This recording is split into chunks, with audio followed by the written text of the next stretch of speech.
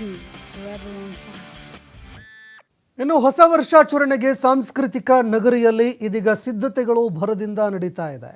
ಯೋಗ ನರಸಿಂಹಸ್ವಾಮಿ ದೇವಸ್ಥಾನದಲ್ಲಿ ಲಡ್ಡು ವಿತರಣೆ ಕೂಡ ಮಾಡಲಾಗ್ತಾ ಇದೆ.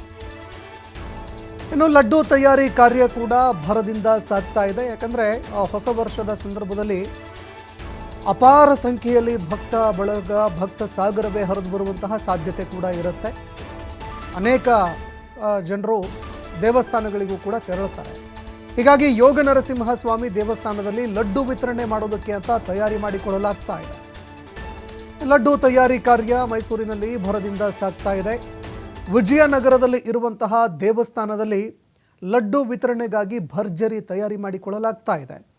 ಈ ಬಾರಿ 2 ಲಕ್ಷ ಲಡ್ಡುಗಳನ್ನು ವಿತರಣೆ ಮಾಡೋದಕ್ಕೆ ಅಂತ ದೇವಸ್ಥಾನ ಆಡಳಿತ ಮಂಡಳಿಯಿಂದ ಸಿದ್ಧತೆ ಮಾಡಿಕೊಳ್ಳಲಾಗ್ತಾ ಇದೆ.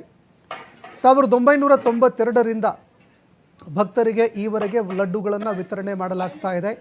ಆಡಳಿತ ಮಂಡಳಿಯಿಂದ ಆ ಲಡ್ಡುಗಳನ್ನು ವಿತರಣೆ ಮಾಡಲಾಗ್ತಾ ಇತ್ತು. ಅದನ್ನು ಮತ್ತೆ ಮುಂದುವರಿಸೋದಕ್ಕೆ ಅಂತ ಆಡಳಿತ ಮಂಡಳಿ ಈ ಬಾರಿ 2 ಲಕ್ಷ ಲಡ್ಡುಗಳನ್ನು ವಿತರಣೆ ಮಾಡೋದಕ್ಕೆ ಅಂತ ತಯಾರಿ ಮಾಡ್ಕೊಳ್ತಾ ಇದೆ.